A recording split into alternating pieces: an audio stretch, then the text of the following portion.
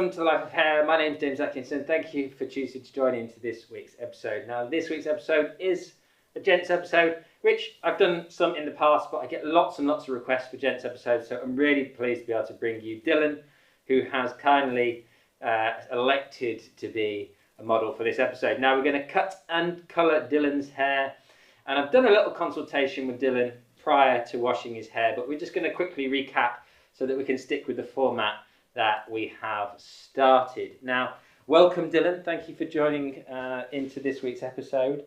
Now, Dylan's hair's really long on top, and Dylan's hair is usually something like this. Now, I've washed it, got carried away, but we'll show you roughly how Dylan styles his hair. Normally, it's in this vein. Now, Dylan, tell us a little bit about the styles that you've had in the past and the things that you kind of end up getting when you get to the hair salon.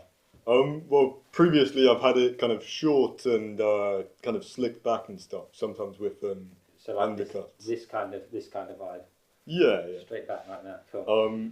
But and how's that gone down for you? sometimes it's looked good, but I haven't really maintained it for very long, and it kind of fell out of looking good very quickly. So we came to the conclusion that in the consultation prior to this, Dylan's natural disposition, he's at uni, was to roll out of bed and go to his lecture or whatever and not put a lot of time and effort into his hair. He really wasn't necessarily into styling his hair. So I was explaining to Dylan that it would probably be good to give him a haircut that was, you know, in the similar vein, so that if he wanted to push it back, great, but also he'd be able to wear it forward, still have it messy and textured, and create a nice bit of movement in his hair, even if his hair all came forward and there was no styling involved. So that's kind of what we're aiming for. We're not going to take it a million miles away from what Dylan's had previously. We're just going to try and give him a haircut that serves both purposes, not styled and styled. So he can maintain it for a while, get bored, but still have a haircut that will look good for a longer period of time. We're also going to colour Dylan's hair today. We'll talk about that a little bit more once I've cut it. And the reason I'm cutting Dylan's hair first is because when I cut and colour short hair, I always like to see what I've got left to colour, rather than colouring the hair and then cutting the hair off and thinking, I wish there was a foil here, I wish there was something there, and not being able to do it. So for me, it's the preferential way of getting these shorter styles cut and coloured is to cut first, dry it off, and then colour afterwards. Now we're going to do some highlights on Dylan. We'll talk about that in the next episode, so make sure you come back next Sunday to see how we coloured Dylan's hair. But it's really going to be about helping the haircut, texture and movement with the colour, rather than the colour being the dominant factor within the whole thing. So please join me next Sunday to see how Dylan's hair got coloured. But for today, we're going to focus on just cutting his hair. There's kind of a few things to think about. Dylan's got an enormous volume of hair, quantity of hair. Yes, he wants to be able to sometimes wear it slicked back with that disconnection. There is currently a disconnection in Dylan's hair through the sides, a very, very subtle one just here where this hair is fractionally longer than the hair underneath. We're going to cut it down by about 50% through the sides so it's nice and neat and tidy. But it's the top that I really want to focus on. If we look at the length of Dylan's fringe, it's all the way to the tip of his nose and beyond. So it's going to cut that up by about a third. So it means that Dylan will be able to wear his hair messy and forward, but equally he'll have the option of brushing it back and having that kind of pompadour style as well. So best of both worlds, Dylan. 2 haircuts in one. So it will give Dylan the choice to put product in his hair or not put product in his hair. And really that's what this haircut's going to be all about, is giving Dylan choices. So let's get on with the shape today. Now, what we're going to do with this particular shape is we're going to take a section through the parietal ridge. So we're just going to have a little look at the front of Dylan's head, make sure that both of these sections fall in the same place, because we are looking for symmetry in this particular haircut. So come round or use your mirror. I don't have a mirror in front of me, so I'm going to have to just get my body in front of Dylan and have a look. But that's good. That is, I love it when that happens. You take the section perfectly first time. What a result. Pop a clip in the top, keep everything nice and neat and out of the way. So lots of you will know I start a lot of my short haircuts in the front and work my way to the back. In the particular instance of Dylan's hair, there's a lot of hair in the back here. So what I want to do is reduce down some of this hair in the back and work my way towards the front, because there is an extreme amount of hair in this back, and I don't think that's really going to work for Dylan in terms of long-term maintenance. So I want to make it a little flatter, so I'm going to start in the center profile section in the back of the head. So I'm going to put Dylan's head down slightly, and the reason I'm going to put Dylan's head down slightly is that's just going to give my wrist a bit of a break. Dylan will be here for, you know, the next 30-40 minutes while I cut his hair, and my wrist will be on my body for the rest of my life. So think about that, guys, when you're working. What can you do to, you know, save yourself injuries, long-term repetitive strain and all that jazz? If the client love you enough, they won't mind if you tip their head down or whatever, and if they don't love you that much, then don't do their hair, because it is your body at the end of the day. It's about looking after yourself, and the chiropractor's bills and the physiotherapist bills, well, they're just not worth it. So this section is always the most important section. So I know in some of my videos that people have said, oh, combed their hair too much, whatever. You know, the reality is that this first section is the be-all and end-all. If this first section isn't the right length, if it's too short, if it's too long, then you're not going to achieve the result. So getting this first section the right length is just so important, especially at the top of the section where you're probably not going to scissor over comb it any shorter or reduce the length down any further.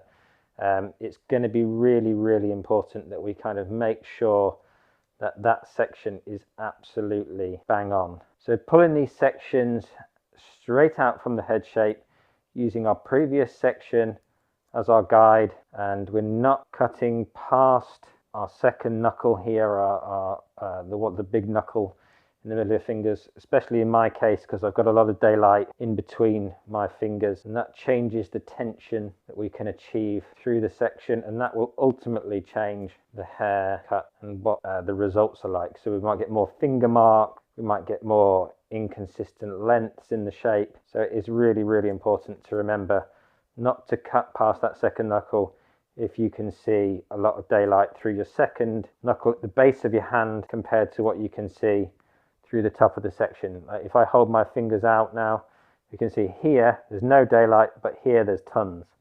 And it's really important to remember that for creating nice haircut. Cross check our sections, and we just want to take the dust off. We don't want any more than the dust, really. If we're starting to change the shape, or we're starting to need to change the shape, then we need to go back through and retake our sections. Now this first few centimeters at the bottom here, well, we're just going to ignore those, to be fair, because we're going to scissor over comb those off later.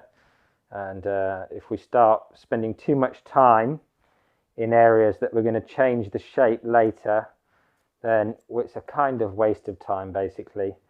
We don't need to put any time, effort and energy into the perimeter of this because we're going to scissor over comb it off. So it's no dramas. Now, when we pick up our sections here, you'll see that picking up my section, sweeping it round, and I'm just making sure that I don't over direct the section left or right. I'm just simply pulling the hair straight out from the head shape, cutting a nice clean line. Working through, maintaining the same finger angle through each section, making sure that we're building up that shape at the top of our section, and that section that we're cutting is coming straight out from the head. So just keeping nice even tension as we pull the hair out from the head shape. It's really important as we cut through these sections. The difference here is that my hand and finger angle will be upside down, okay? But all I need to do is maintain the same finger angle that I had previously, and I just need to pull the hair straight out from the head shape as I did on every subsequent section that I just cut. I'll show you another one, and then I'll see you again at the top. Clear guide, nice finger angle, and just working my way up towards the occipital bone area, building up the shape. So we cut down Dylan's sides. We've left a little bit of graduation built up in the corners to protect Dylan's hair from sticking straight out because it's very straight.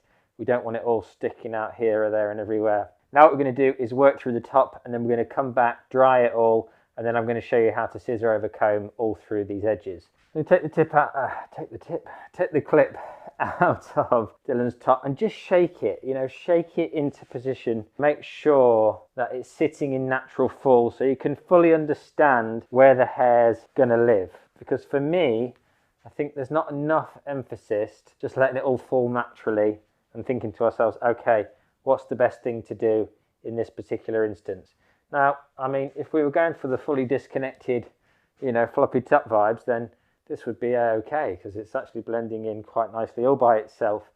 And that's dependent on where you put that very first section, okay? So if we put the section down too low, it would have too much hair hanging over it. It would look very thick.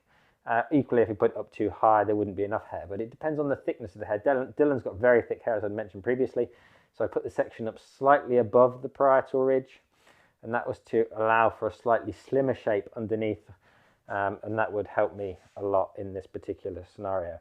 So if we slick this all back now, just to have a little look, and that's all sitting quite nicely. So if we look at it from the front, get a perspective from the front, yeah, that's seeming to work quite well. So when we cut this top down now, we've got the right proportions from the underneath. So what I'm going to do is I'm going to work through a vertical section that I'm going to take all the way down Dylan's head. This is going to be our guide section, guys. So remember, the importance of this guide section is huge, and getting this guide section right will make or break our haircut. So always, always, always take your time on the guide section. We're going to have a little measure up now. What we want this section to do is to fall just by Dylan's eyebrows. So we're going to cut it to a very specific length to start with, see how that works, and then if we need to come down from there, then we will. We're holding the hair out from Dylan's head shape at 90 degrees. We're on the curve of the head here. So we're going to cut this section to mirror his head shape. And we're just going to go through and take a square line just like that. Okay, drop that section down, fractionally longer than we want it. So let's just take another section. Yeah, that looks about right. So we're going to work off of that. So the fringe length is going to determine the overall length of the entire top. Just about following the section and just looking at the root area, seeing where the hair is coming out from the head and making sure that you follow that shape all the way through. Keeping the hair straight out from the head shape, 90 degrees, cutting that square line just like so. Nice and simple, just a profile section all the way through. Now we've got that profile section, what we're going to do is split the hair through the highest point of the head, just like that. So I'm going to work in the back first. So we've got that vertical section that we took originally, and we're going to take that vertical section and a new piece of hair to the left of it. We're going to elevate the hair straight up from the head. We can clearly see our guide.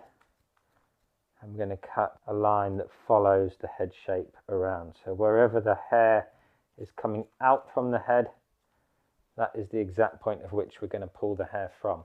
Same again now, we're going to split that section we've just cut, pull it over to the side, elevate the hair straight up, just like so, cut a square line. Okay, we've cut the back section of Dylan's hair now. Now it's not going to live back like this. It's not going to have this voluminous profile because we're not going to be styling it in that nature. But what we are going to do is put the hair into natural fall again. So we're going to see where it splits naturally, which is about there. And then we're going to utilize this hair and that very first guide as our two guide sections to cut the front with.